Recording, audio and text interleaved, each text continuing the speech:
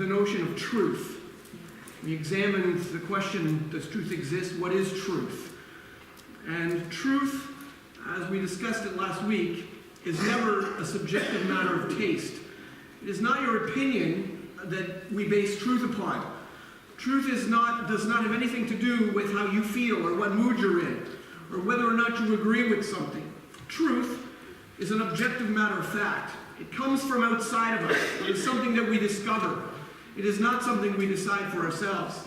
This very fact is the foundation of our Christian faith. It is based on what we believe to be truth, objective truth.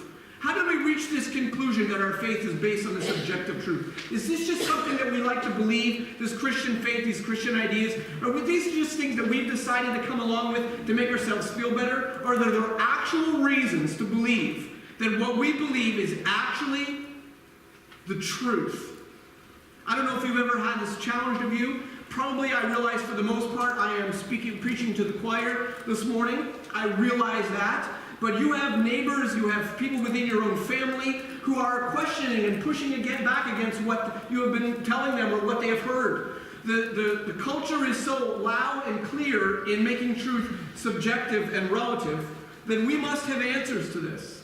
And we hear these kind of things all the time. People say things like, you can't know anything for sure.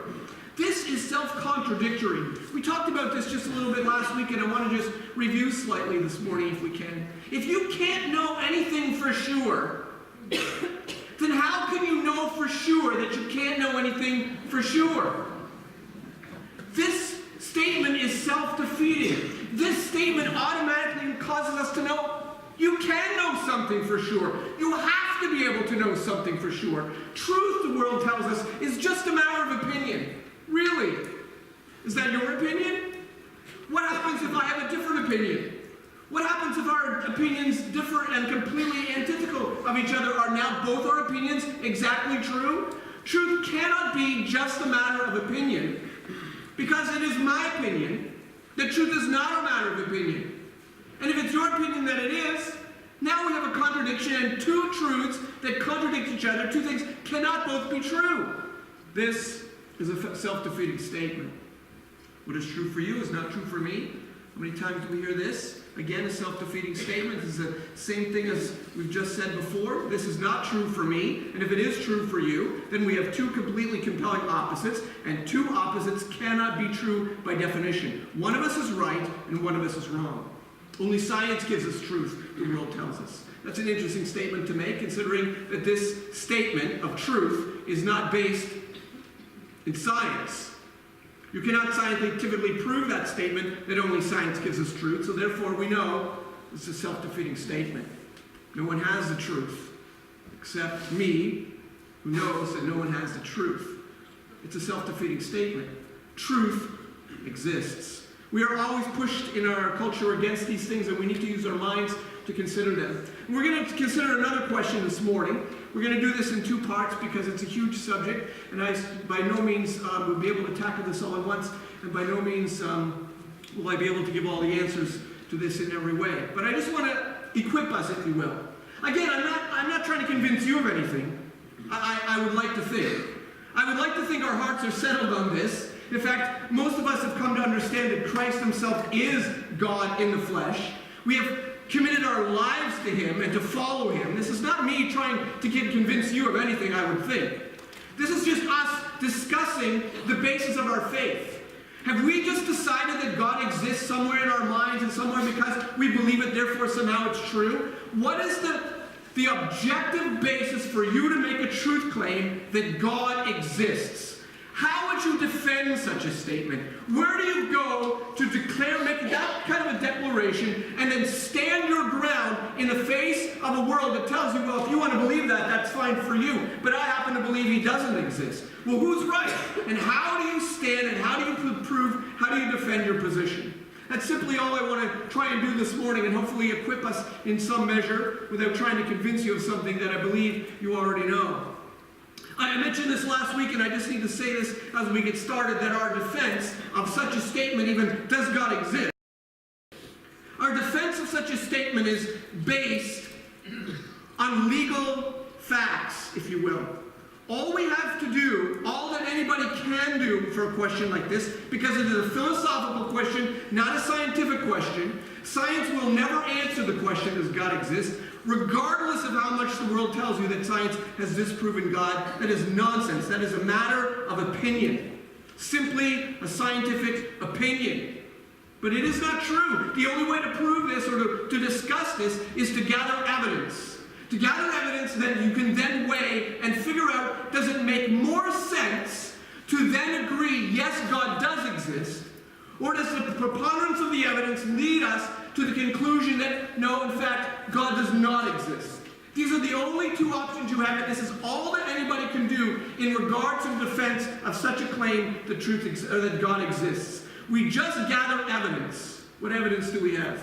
Well, the scripture gives us a hint in this, and I'm trying, if you will, to avoid using the Bible. I'm not trying to avoid it because I think that it's not a legitimate source of truth, but I'm simply trying to start at the bottom and build our case without trying to go into this book. Because you are often, and I am often, bombarded with people and meet people who, as soon as you mention the Bible, they disregard everything you have to say. Well, that's your opinion. Well, that's just the Bible. Well, the Bible was written by men, and as soon as the Bible is disregarded, now what source of information now what do you do?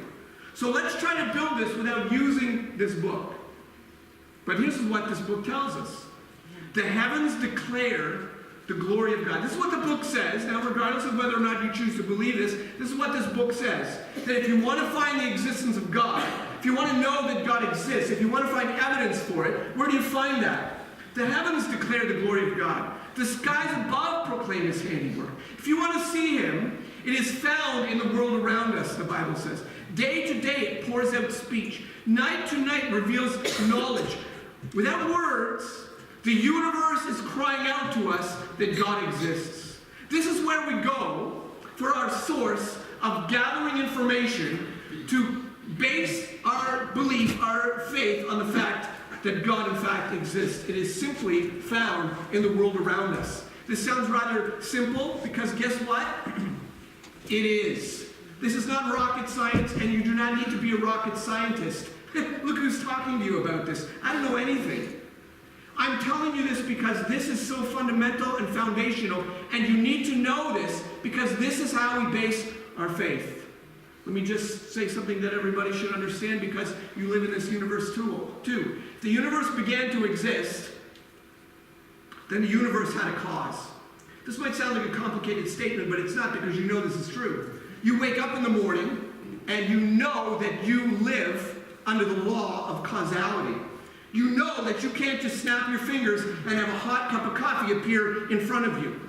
If that happened, you know this is just beyond nature. Something beyond everything is that this is not normal. This doesn't happen. You know, I know. Everything has a cause. There is no thing that can be caused without something. Everything has a cause. You go to your cupboard and you pull out your Cheerios. Are you surprised your Cheerios were there? No. What caused them to be there? You caused them to be there because you went to the store. What caused the Cheerios to be in the box? The manufacturer caused the Cheerios to be in the box.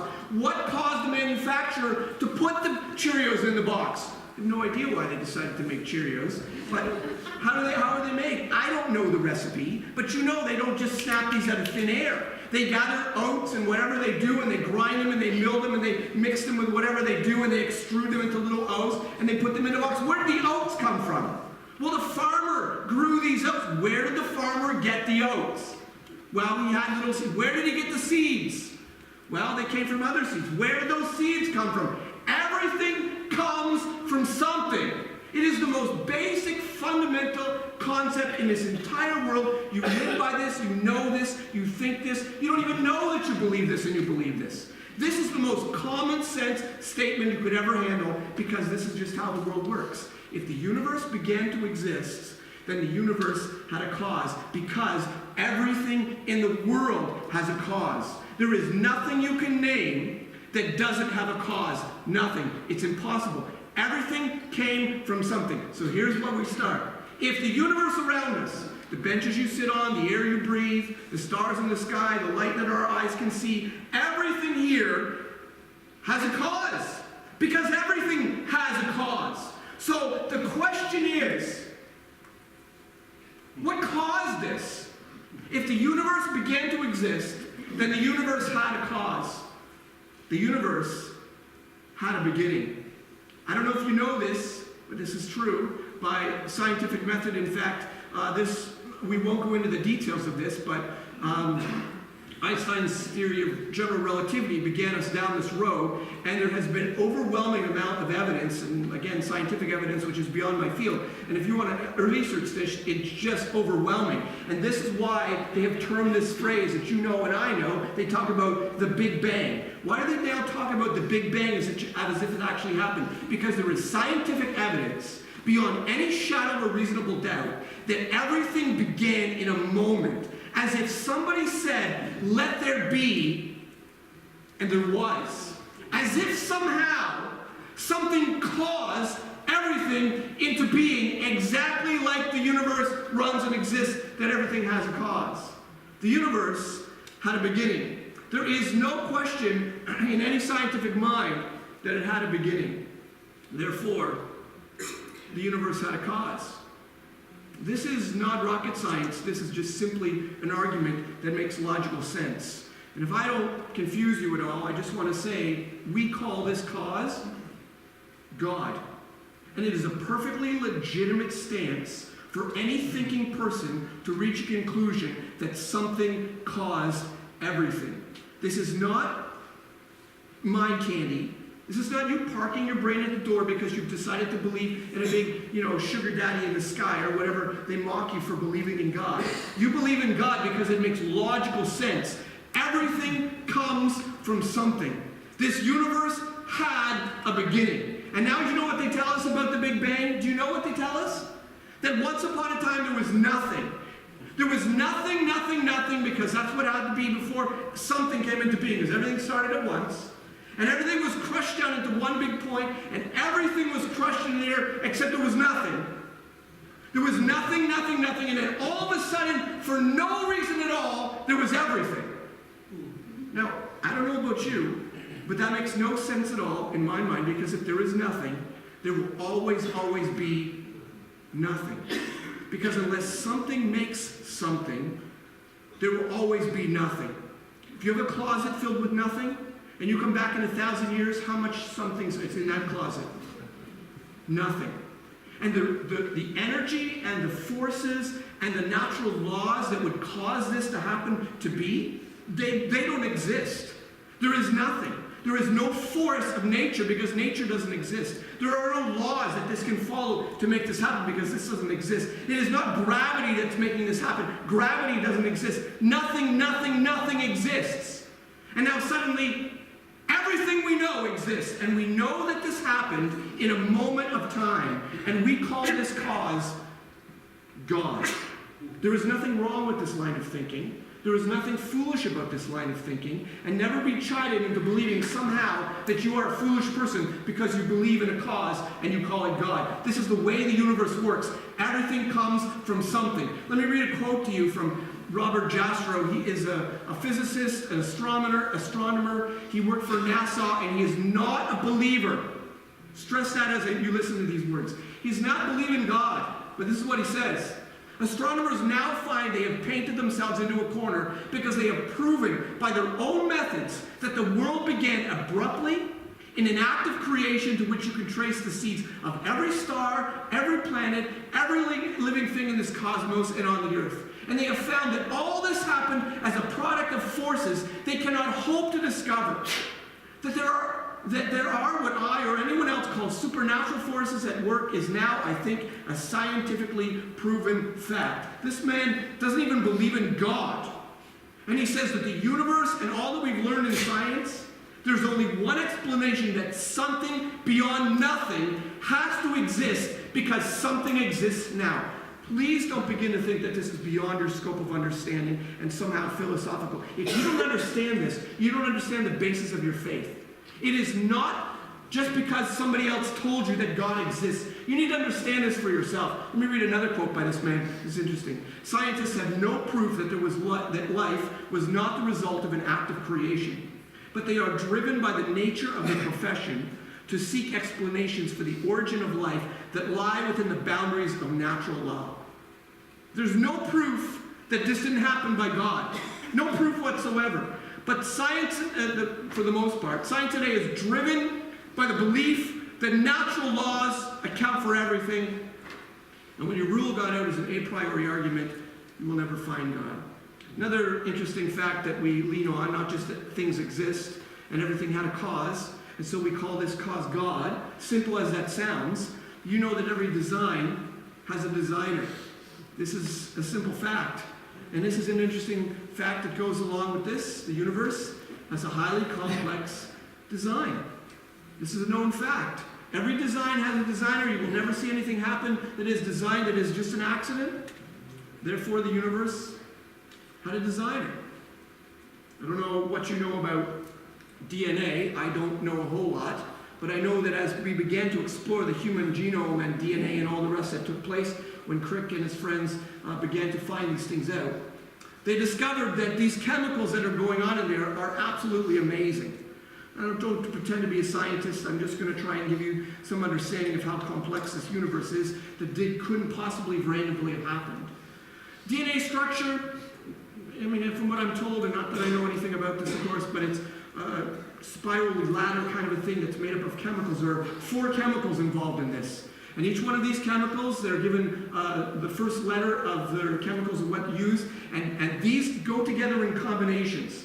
And these combinations are put together in such a way that they, if you will, spell an end result.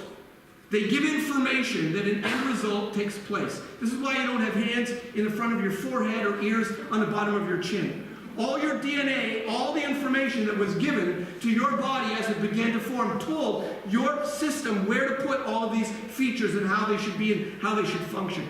All of that information is packed into our DNA. These chemicals are so complex, and the information in one single cell, this is an amoeba up here on the wall, that if you took the chemical letters, the chemical information from one single celled amoeba, you would fill 1,000 complete sets of encyclopedias in our vernacular, put that into our vernacular. All the information that's in there would be 1,000 sets of encyclopedias. That's how much information is in one single cell. Now, all that to say, if a single cell takes that much information, correctly assembled in a proper order so that one cell can function, if any one letter is out of place, the cell dies. All of this has to be exactly in place. If one single cell takes that much information, and your body has millions and millions of cells, it's astronomical. The chances of such a thing happening by random chance is overwhelming. It is designed. It has to be designed. This is the reason that we believe in a creator. Have you ever pocket texted somebody? Have you ever accidentally bumped your cell phone and some random letters and sent it off and they're like, what? If you were to pocket text, if you were to receive a pocket text, answer this question. If you were to receive a pocket text that had 1 billion characters, if your phone would allow that, 1 billion characters in a row, that when you read those 1 billion characters, you could actually read it in English as a perfect, sensible sentence. And then somebody tells you, sorry, whoops, I pocket texted that by mistake. I didn't even type that. Would you believe them? Would it be possible that you could put 1 billion letters in a row after each other that actually makes sense randomly? That is a conservative explanation of the human genome. There are probably 3 billion letters, approximately, in a row that create the message of the human body. This is not an accident. This world is so fine-tuned that everywhere we look, all we see is design. Did you know that the core of our Earth is just exactly right? Did you know that if it was altered in any way, this planet would not exist? Did you know that we have a magnetic core that allows for the rays of the sun, the cosmic rays from the sun that would destroy the Earth, to pass over and under the Earth simply because our magnetic field protects us and allows life to exist. Did you know that if this magnetic field was stronger, the good rays wouldn't get through? If it was weaker, the cosmic rays would wipe us out. Did you know that we happen to live on the only planet in the entire solar system that we're aware of that has an iron core and a magnetic field? How convenient is that? Did you know that the moon is placed exactly in the right position? That if it was a little bit closer or a little bit farther away, life would cease to exist on this planet? Did you know that the tides would come in and wipe out the Earth and suck all the soil off into the sea? Did you know that our days are exactly the right length of time for life to exist on this planet? Did you know that we would have hurricanes of grandiose proportions and all kinds of weather issues if we did not have the Earth exactly at the axis that it is and the place that it is, around the sun the way it is? Everything is absolutely minutely fine-tuned. One factor of this, 1 degree of this out of whack, and the whole thing falls apart. Did you know that we live in a solar system that has the exact planet that we need in the right, exactly the right position for Earth to maintain life? Did you know that Jupiter is exactly the right distance away from us because it's such a large planet that if we were any closer to it, that the gravitational pull of that planet would pull Earth in and we would cease to exist. If it was any farther away, then we would be bombarded by meteors and all kinds of space junk that would constantly be pummeling the planet Earth and be wiping us out. That the planet Jupiter is our giant vacuum cleaner. And it happens to be in perfect synchronicity with Earth. That the the gravitational pull of Saturn pulls in all the junk that comes near Earth, and it gets sucked in, and all of it ends up orbiting around Saturn, and Earth never gets hit and never ends up in any trouble. We exist because Saturn is in the exact right position and is exactly the right size to compensate for life on planet Earth. What are the chances of that? Did you know that our composition of our atmosphere is exactly correct to maintain life on this planet? Did you know that if we had any more amount of oxygen or nitrogen or carbon monoxide or dioxide or any of the chemicals were any different, the planet would wipe out? Did you know that it's exactly, perfectly synchronized, that we breathe in oxygen and we breathe out carbon dioxide, and plants breathe in carbon dioxide and breathe out oxygen? What are the chances of such a system? It is a perfect system to constantly maintain and keep exactly what this planet needs. What are the chances that such a thing would just happen out of a big bang, accidentally?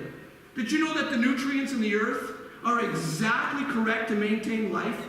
Did you know that they're out of balance in any way, plant life would cease to exist? Did you know that when a thunderstorm comes and lightning strikes, that it fills the rain with exactly the right amount of nutrients to actually rain fertilizer down onto the Earth and continually replenish the Earth with the exact balance of chemicals that the Earth needs to maintain life? What are the chances that such a system would just happen upon an Earth like this out of an accidental bang?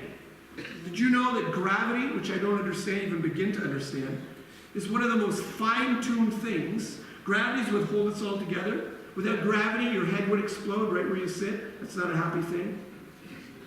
Gravity holds us together. Gravity's not pulling us too far down into the Earth and squishing us. It's not letting go enough that it lets us go and we all fly into space and things fall apart. Gravity is fine-tuned to such a degree, I don't even know what to tell you what this number is, but this number, 0.037 zeros, 1%. If gravity was that degree different than it is, life would not exist on this planet. I'm not trying to bore you with scientific facts. I'm not trying to educate you and trying to tell you something that you don't really want to know. I'm just trying to lay a case out that there are at least 122 of these consistent factors that if any one element, a hairbreadth difference, life would immediately cease to exist on planet Earth. Completely wipe us out. There are 122 of these that we know of. All these fine-tuned mechanisms happened to be here by accident, they tell us. It's ridiculous. Where there is design, there is a designer. Could you imagine, not that I want to sound like I'm promoting any of this kind of nonsense, and don't hear me wrong, could you imagine your friend winning the lottery once? You'd say, oh, that's amazing. What are the chances? 1 million to however many? 1 to, however many. But could you imagine winning the lottery 122 times in a row? That is exactly the universe that we live in. That every single element that holds this universe together, so finely tuned with all the elements to make it all work, it's a message. It's nothing more than design. Just share a silly illustration that I came across in a book that I was reading. Suppose Johnny comes downstairs and he noticed a box of alphabets tipped over on the counter, and he's noticed that some letters have spilled out of the box. And the letters now say, take out the garbage, Mom. Now Johnny has been to biology class, and he's thankful for this because he now knows that probably this message means nothing at all. That really, this was just an amazing accident because this is the kind of thing that happens in the world that we live in. There's no need to assume that there was any designer behind this design. There were natural laws that happened here. Probably somebody ran by and bumped the table, or a cat came over or something, knocked the box over, and these letters spilled out. How perfectly natural for this to occur. Johnny's thankful for not having to take out the garbage because Johnny's in a hurry. He wants to get down to the beach because his girlfriend is going to be there, or at least he hopes his girlfriend will be there, Jenny. Jenny's the girl he's had his eye on for quite a while, and he has to get there quick because he knows that a friend in school also has an eye on Jenny. And when he gets there, he discovers Johnny finds a little message in the sand. And he looks and he sees Jenny and Paul walking hand in hand down the beach. And he sees, carved into the sand, Jenny loves Paul. Oh, is he ever thankful he went to biology class? I mean, he realizes that clearly this is not a message, this is not a design behind, there's no designer behind this design.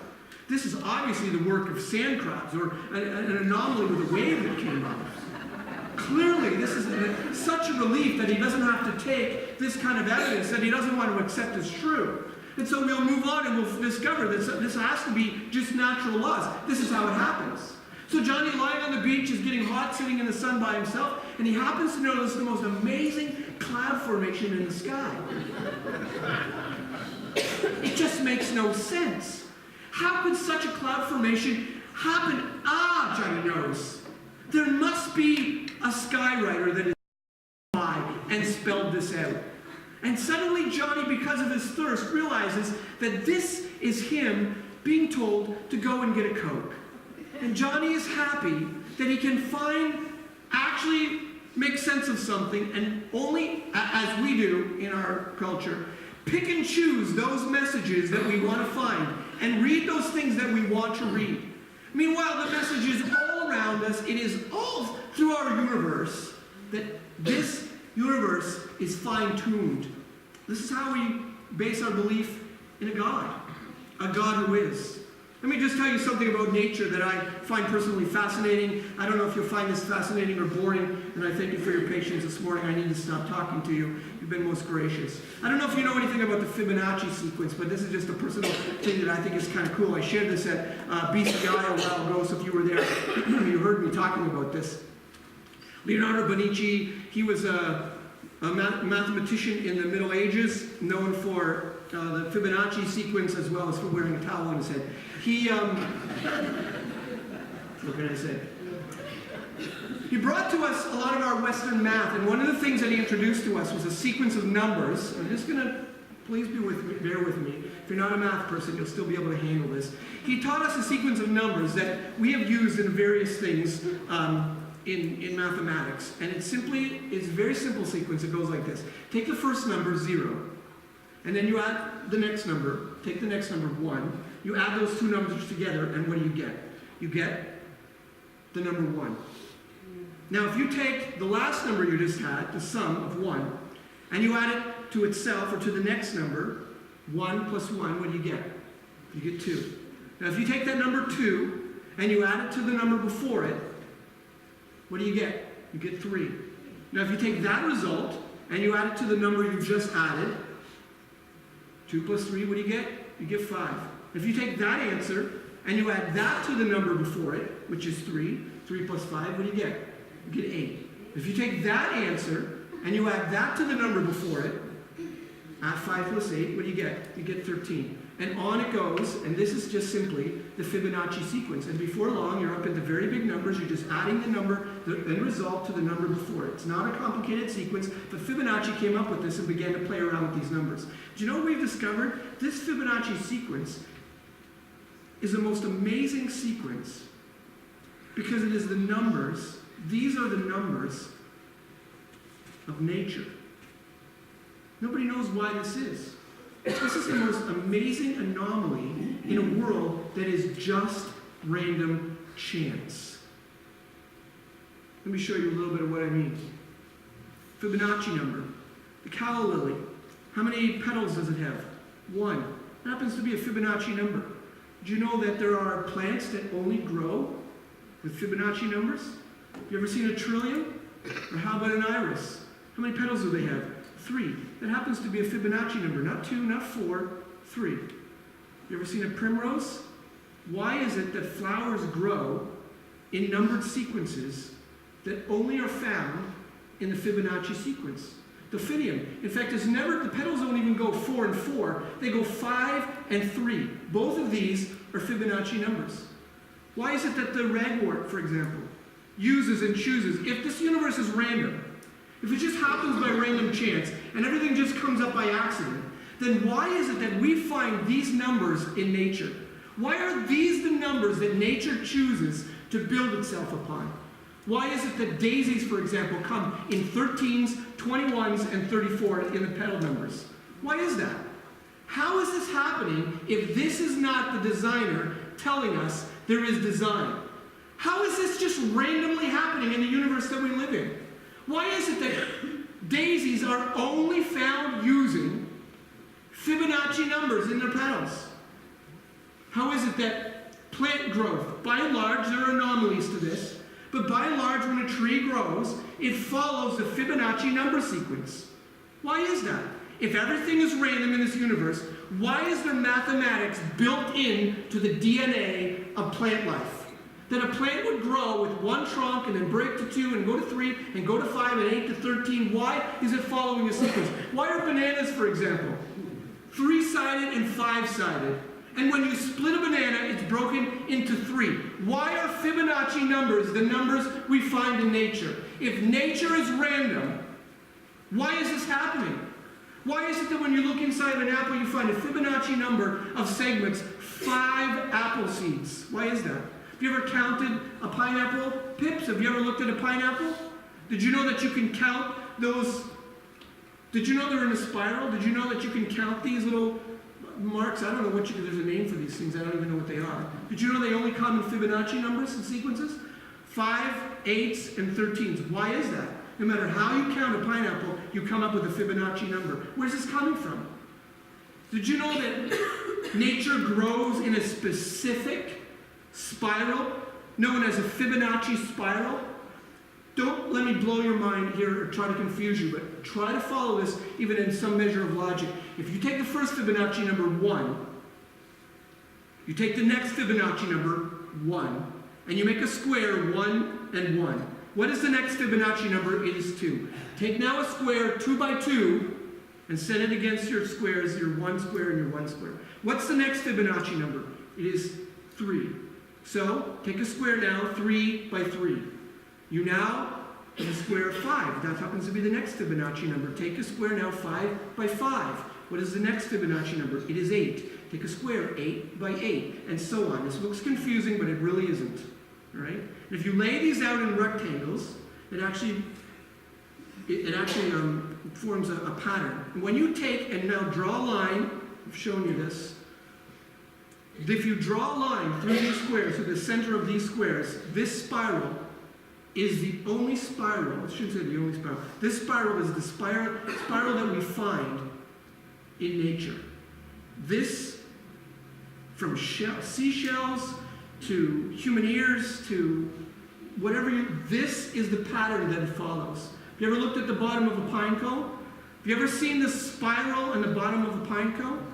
Did you know that they only come in Fibonacci numbers? There are 5 segments out from the center. And if you count the spirals counterclockwise, there's 13, and clockwise there are 8. Why is that? Why is this happening if this is just random chance in a universe? Have you ever seen a pattern like this? If you were to see this pattern somewhere in a mosaic somewhere, wouldn't you say, oh, look at that pattern, somebody made that. Somebody made that. This is the center pattern of a sunflower. This is nothing but Fibonacci spirals laid on top of each other, one after another after another. And do you know how many there are? Depending on the way you count them, 21, 34, or 55 spirals, all Fibonacci numbers. This just happened by chance, people. What is the amazing randomness that a universe can explode and burp life into being, and it so happens that it actually follows a mathematical sequence. Where there is design, there is a designer. Have you ever looked at a cauliflower? Really looked at a cauliflower? Did you know that it spirals out from the center? There are 5 spirals. Is that a Fibonacci number? Mm-hmm. Did you know that each one of those spirals has 13 segments to it? Is that a Fibonacci number? Uh-huh. Why is this happening? Why is this the spiral of nature? Why, if everything is random, do we have mathematical design built into the universe? Have you ever looked at, what is that thing? Queen Anne's lace? Do you see the spirals that are all spiraling into the middle? And you see the little pods, each individual pod, based in all the spiral itself? Why is this happening? If everything is random, because where there is design, there is a designer. This is how we base our fundamental concept on declaring, this is what our faith is based upon. If you don't like this kind of evidence, I can't help you. This is what our faith is based upon objectively. It makes good sense. The universe had a cause. It did not come into being by itself, because nothing can come into being by itself. Something caused it. Everything is because of a cause. Everything. The universe had a cause. We call that cause God. And we know that where we see design, there is always a designer. And this world is so fine-tuned. It is so astronomically, unbelievably fine-tuned. There is no way you will make me believe this happened by accident. This declares to us there is a designer. We began this morning with this verse, the heavens declare the glory of God. The sky proclaims his handiwork. Day to day pours out speech. Night to night reveals knowledge.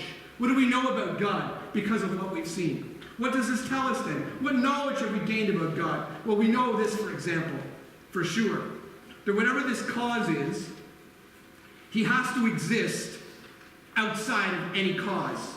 He is self-existent. He is the uncaused cause. There's nothing that made him, because he made everything. And we know, because of the design within nature, that this cause is a super intelligent being. He is intelligent beyond our intelligence. He has built intelligence intrinsically into the universe. We know that this being, this cause, is all powerful, because he was able to speak, we know that from first-hand knowledge, I shouldn't say that, but he is able to bring all of these things into being, and in order for him to bring all of this into being, he had to be more powerful than what is brought into being. We know that he is infinite and eternal because of what we see, not because this is not the Bible, this is just looking at the evidence that I just shared with you this morning. And we know that he is personal, that he actually chose, he made decisions, he thought about this. This is not random. This is not an accident. And again, this might seem to you like it's fundamental and rudimentary, but this is the basis upon which we stand when we declare as an objective fact that God exists. Why do we say that? Because we gather evidence that preponderance of the evidence leans us in favor of. It's the only thing that makes sense. It's the only thing that makes sense of what we see, that something bigger than us is out there. Can we pray? Father, we are praying to you because by faith we have come to believe in you through Christ. We thank you for what you've put in our hearts and the way that you have caused us to know who you are. And I pray, Father, that you would help us as your people to know how to articulate and declare the truths that we believe and hold dear in a world that pushes back against truth, that tells us that our belief in God is not necessary. Father, give us wisdom in dealing with our neighbors, with our family members. Father, give us strength and courage, and that your Spirit would empower these arguments and these words and these concepts to bring understanding and light.